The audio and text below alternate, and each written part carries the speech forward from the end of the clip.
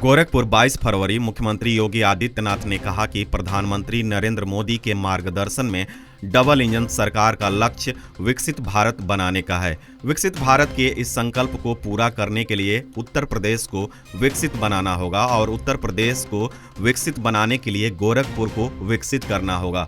विकसित देश, प्रदेश और जनपद के इस संकल्प को पूर्ण करने के लिए औद्योगिक निवेश भी आवश्यक है।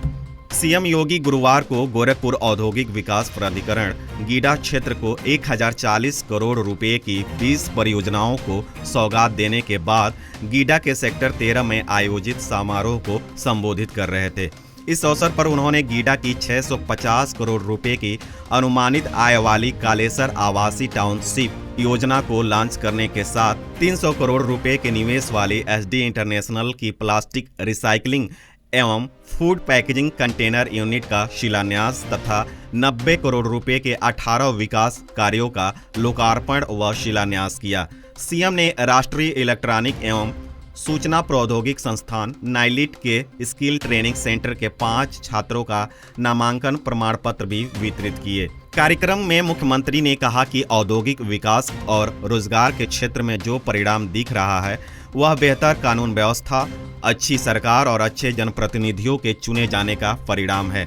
जब नीयत अच्छी होती है तो परिणाम भी अच्छे आते हैं। सीएम योगी ने कहा कि आज गीडा नई ऊंचाइयों को छू रहा है।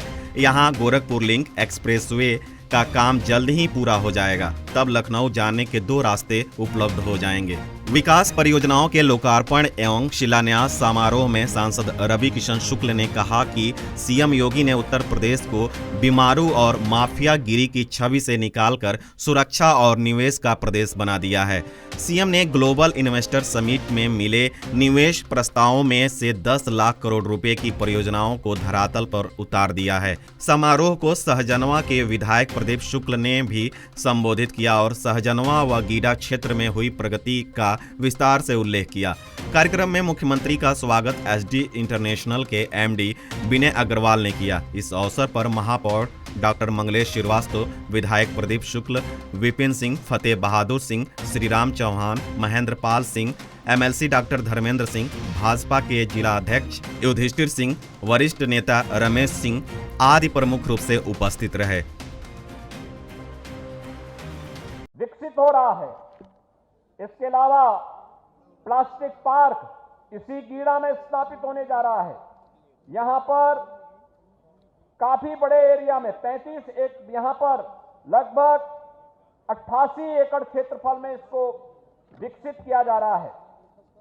फ्लैटेड फैक्ट्री यहां पर गीडा में ही बन रही है और इस पर कार्य तेजी से चल रहा है। इस पर लगभग 34 करोड़ रुपए की लागत से यह कार्य भी यहां पर प्रारंभ हो चुका है।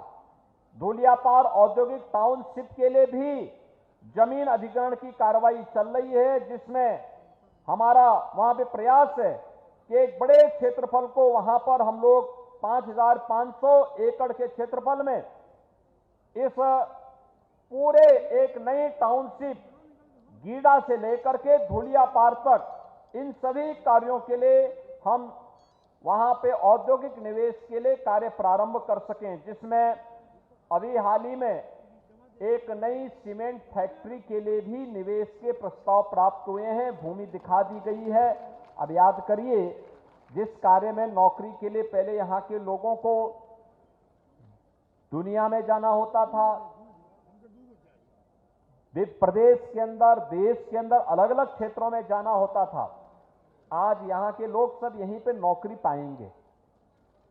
ये एक प्रयास, जब बेहतर कानून व्यवस्था होती है, अच्छी सरकार बनती है, अच्छे लोग जनप्रतिनिधि बनते हैं, तब इस प्रकार का परिणाम आता है।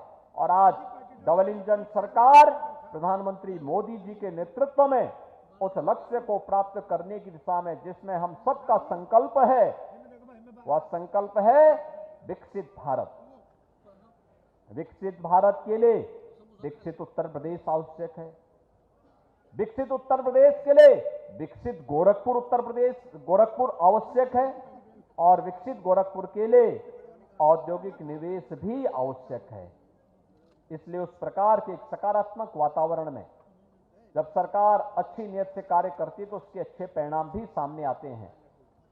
यहाँ पे इस औद्योगिक प्रोत्साहन निवेश के प्रोत्साहन के लिए यहाँ के प्रशासन को, पुलिस को, गीडा प्रशासन को, जनप्रतिनिधियों को और यहाँ की जनता जनार्दन को, खासतौर पर जिन क्षेत्रों की, गांवों की जमीन ली जा रही है और वे लोग इसमें पूरा अपना सकारात्मक योगदान दे रहे हैं, उन सबको मैं हृदय से धन्यवाद देते हुए बधाई देता हूं।